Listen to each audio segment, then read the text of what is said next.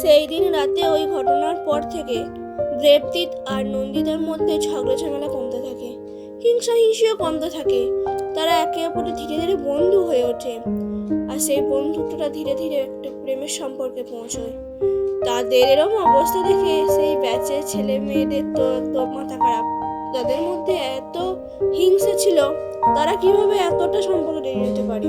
তারা দুজনেই second year এবং ফাইনাল ইয়ারে প্রথম হয়, কেউ দ্বিতীয় হয়নি, কেউ প্রথম হয়নি, দুজনে একসাথেই প্রথম হয়।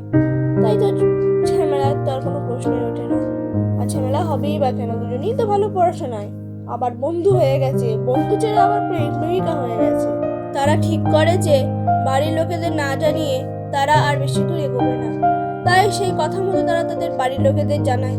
বাড়ির লোকেদের থেকে তেমন কোনো আপত্তি ছিল না, দুজনের বাড়ি থেকেই মেনে নিয়েছিল।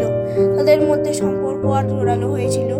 কিন্তু তাদের এই সম্পর্কে একটা ছোট্ট বিরতি আসে।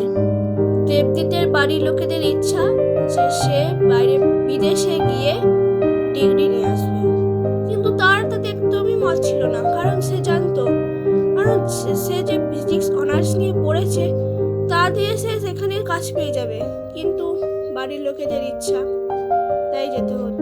সে আরো রাজি হয়েছে নন্দিতার আস্থায়।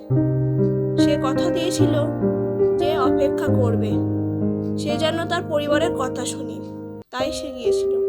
কিন্তু কি করে জানবে বিদেশে গিয়ে তাদের মধ্যে যোগাযোগ বিচ্ছিন্ন হয়ে যাবে। আজ 5 বছর ওদের মধ্যে কোনো যোগাযোগ ছিল না, আর এই 5 বছরে অনেক কিছুই ঘটে গেছে। নন্দিতার বাড়ি থেকে বিয়ে নিয়ে অনেক কথা উঠেছে, কিন্তু নন্দিতা রাজি হয়নি। সে জানতো যে দেবদীপ অবশ্যই ফিরে আসবে, তার সঙ্গে যোগাযোগও করবে। কোনো কারণে হয়তো সে যোগাযোগ করে উঠতে পারেনি এতদিন, হয়তো ব্যস্ততায়, কিন্তু তার অগাধ বিশ্বাস ছিল তার দেবদীপের ওপর। আর সেই অগাধ বিশ্বাসই আজ সত্যি হয়েছে। দেবদীপের সঙ্গে নন্দিতার আবার যোগাযোগ হয়েছে। তারা হয়তো এবার বিবাহ বন্ধনে আবদ্ধ হবে, খুব খুশি থাকবে, আর অপেক্ষাটা সার্থক হয়েছে তার।